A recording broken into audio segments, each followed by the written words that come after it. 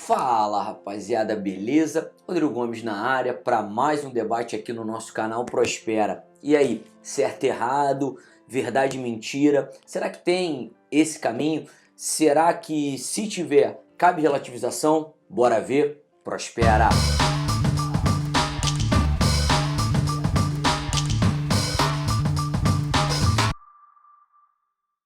Fala rapaziada, bom, sempre uma honra te ter aqui no canal, não se esquece, fica inteiramente à vontade para se inscrever, curte lá, comenta, que é o principal intuito aqui do canal, a gente debater, tentar sempre chegar, né, em algum canal aí em comum do debate, deixa lá seu comentário, curte mesmo, compartilha, divulga o vídeo, vamos fazer isso aí crescer para a gente sempre levar a luz do debate, diminuir as diferenças e cada vez mais tentar chegar em caminhos comuns a todos, beleza?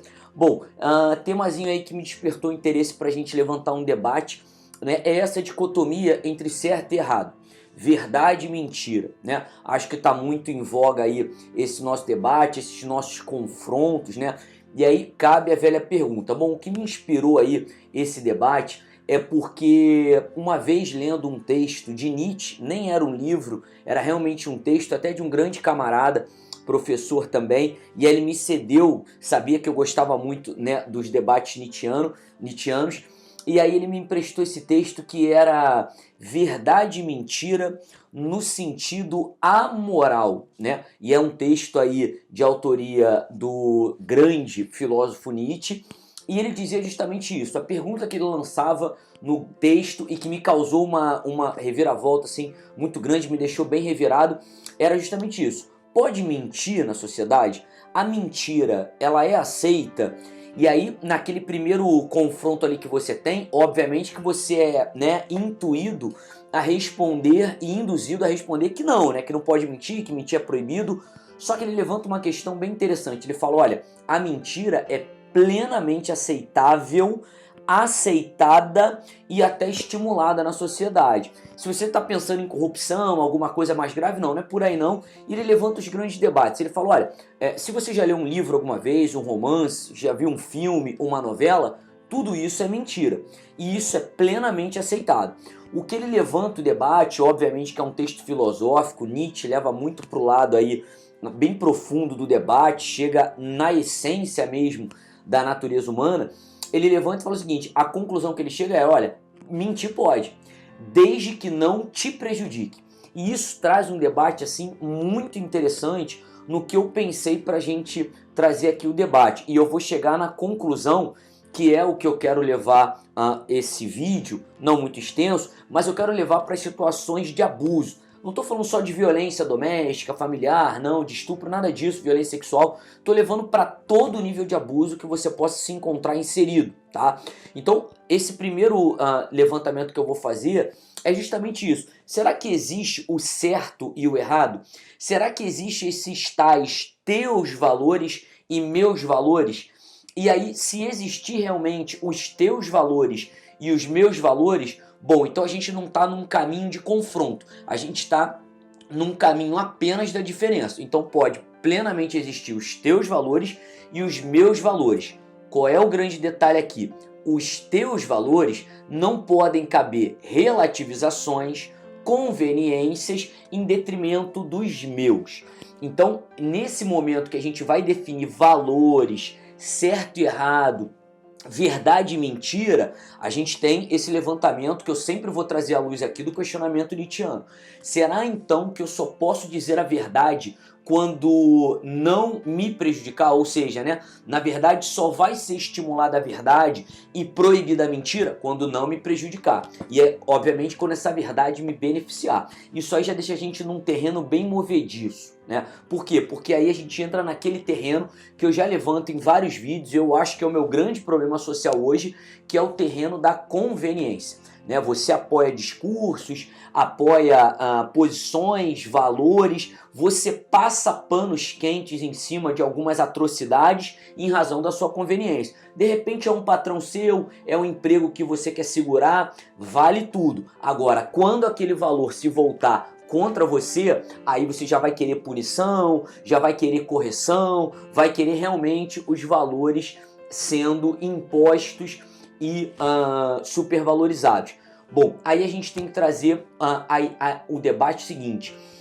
O grande problema, e aí na nossa evolução humana, são essas questões e construções de algumas verdades que foram tidas como verdades sociais, morais, a velha moral social, como se existisse realmente esse terreno seguro da velha e boa moral social. Só que aí, essa verdade social, essa moral social, esses costumes sociais, claro, deu uma certa margem de segurança para alguns comportamentos, mas criou verdadeiros abusos na sociedade.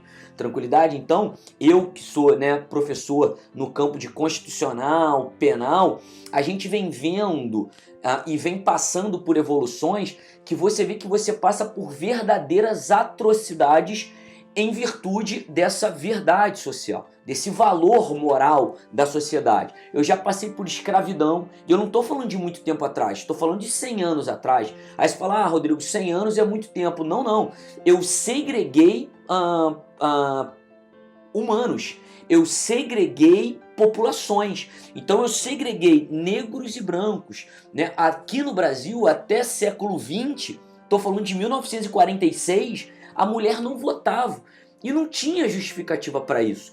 Então o grande detalhe é que a mulher não trabalhava fora, a mulher não votava, a mulher não fazia faculdade, e isso tudo era moralmente aceito. Isso eram os valores sociais. A mulher simplesmente, o direito ao voto é o direito à voz, e obviamente que isso reverbera até hoje. Você tem muito menos representantes mulheres no poder do que homem. Você tem muito menos representantes negros no poder do que brancos. Isso, essas verdades, e perceba, a mulher não falar era para aquela moral da família social, era aquela que cuidava dos filhos, ficava no lar, cuidando do marido, fazia comida, né? Eu tinha inclusive até um crime no Código Penal, por mais absurdo que pareça, que era o crime de adultério. Era obviamente um crime só pro varão, porque só ele estava na rua. Como que a mulher em casa cuidando de filho, como que ela cometeria um adultério com crianças em casa, só estando em casa? O estudo da mulher era proibido, o trabalho da mulher era proibido, e obviamente que hoje, quando a gente tenta questionar algumas verdades, alguns padrões, essas verdades que até então eram tidas como normais, e você vê, eu estou voltando 100 anos no tempo, eu tinha escravidão. Obviamente que essa escravidão, quando acaba ali nos anos de 1888, oficialmente aqui no Brasil, caminha até 1900, você tem 100, 120 anos de abolição. Obviamente que você não tem 120, não foi acabou. Então essas verdades, esses estamentos, essas verdades inquestionáveis, ela ajuda a criar verdadeiros abismos. Hoje você vê todo o rebolar que a gente tem que fazer para tentar desigualar, né? Ou melhor, para tentar acabar com essas desigualdades que não eram para terem sido aceitas. Elas foram criadas pela nossa sociedade, né? Então hoje eu olho para trás, eu vejo um fragmento na sociedade, um abismo absurdo entre brancos e negros, homens e mulheres, e essas verdades que eram inquestionáveis viraram abusos durante a sociedade, né? E aí, esse grande lance dessas verdades e mentiras, certos e errados, o que é muito inseguro é que elas são variáveis no tempo. Então, negro agora é coisa. Não, agora ele tá livre. Não, mas aí não tem trabalho. Mas agora ele tá livre e não tem rendimento. Aí vai morar onde? Vou criar as comunidades, as favelas. Vou criar a margem da sociedade. Então, obviamente que isso gera todo, né? Irradia para todo o nosso sistema social. Eu que sou do meio jurídico, obviamente que eu vejo uma desproporção em ocupações de cargos públicos, em nível de punição, em nível de presunções, né, de condenações, né, de suspeitas, de abordagens policiais. Então isso é muito complicado, e hoje você realmente chega na conclusão que aquilo que não era encarado e que foi variado gerou alguns silêncios que a gente não tem mais como simplesmente se calar para isso. Hoje você vê aí os casos de estupros, né? A questão da cultura do estupro sendo ainda divulgado, né, em sociedade. Você ainda tem pessoas com posicionamentos machistas e que não abrem mão dos privilégios. Não basta apenas dizer que homens e mulheres são iguais, não, a gente precisa realmente encarar e ver essa desigualdade ainda remuneratória, de ocupação, sobre costumes, sobre a nossa velha moral, né, o decote, a roupa, como que é essa abordagem durante a noite, né, numa mulher, o nível de perigo, o nível da exposição. Então tudo isso a gente precisa, e essa variação nos deixa de uma maneira mais insegura na hora desse nosso encarar para poder sobrepor, né? Queria, para a gente poder fechar o debate aqui, trazer à baila, né, uma grande série aí que eu vou super aconselhar para vocês. Sugiro que todos vocês vejam, série nova aí que tá na Netflix, né, que é o Bom Dia, Verônica. Nossa, mas assim, de ultra relevância para a sociedade, né, principalmente para alguns comportamentos. Eu que, né, sou professor na área de direito, sou servidor do Ministério Público e lotado numa promotoria de violência doméstica, o Bom Dia, Verônica, ele traz alguns questionamentos muito enraizados.